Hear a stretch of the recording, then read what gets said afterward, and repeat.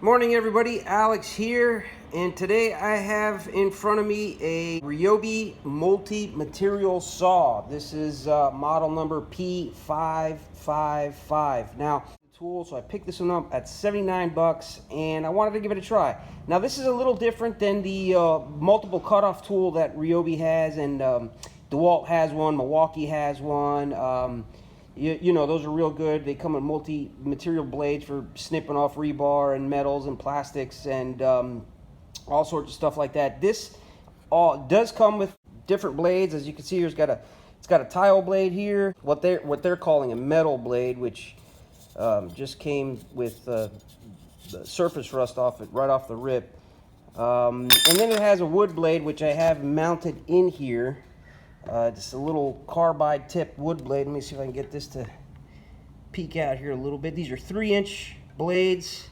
The difference between this and those little cutoff saws that I was just talking about is that this has a base to it, and it has a plunge action. As you can see, we have a lock switch here. That unlocks the blade.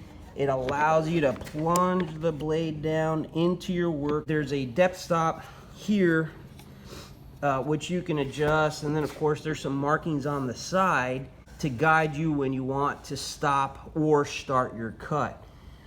It takes a little bit of getting used to going off these little calibrations, but the base, you know, it's a metal base. It's not really designed to run on a track, but naturally, like a circular saw, you can, I guess, get a straight edge, a straight track, whatever, and run up against it like you would normally.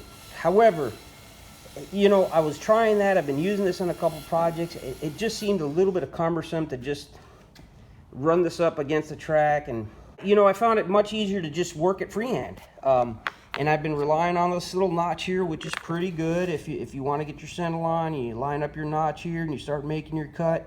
It doesn't really give you visibility to the blade, where the blade is going to contact. I find that I have to peek in here to see where that blade is making contact with your work if you want to get precise cuts. And naturally, you know, I've just been experimenting with some wood, and I got a piece of tile here. I left this knockout in because I wanted you all to get an idea of the kerf of the blade. It's a pretty thin kerf, but I did lay out some tape lines here, and I was relying on these little graduated marks to let me know when to start and stop. Now, this is me just goofing off and testing the thing, but I could tell you that these little marks here are decently accurate. I was using this for a few different projects. I've been cutting some cement board with it using this tile blade.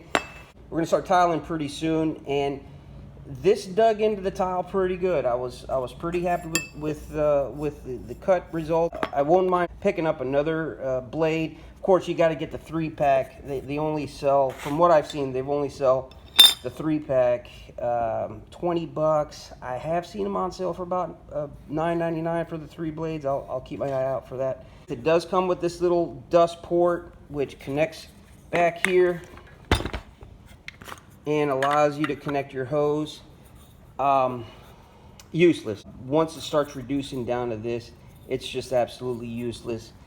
I left it off. There is also an edge guide attachment here. I don't have it with me. I hope I didn't lose it. Maybe I left it on the job site, but I found it pretty useful. The graduation marks on it are pretty accurate. I put it in here to rip, you know, some thin strips of cement board and whatnot.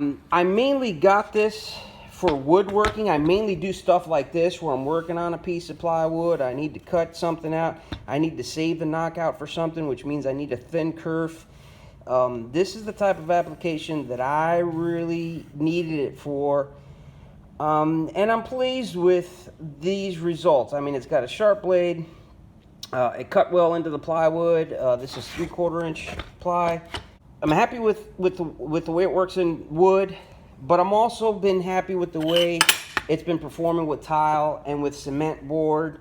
I would imagine drywall. For $79, I'm happy with this tool. I think it's worth the money. I think it's a good addition to my kit. And you know, it's pretty lightweight. Of course, the battery is what's adding most of the weight here. And yeah, that's all I wanted to say. I mean, again, it's an interesting saw. I don't know that anybody else makes a saw kind of like in this format with this plunge feature and this mini 3-inch blade format.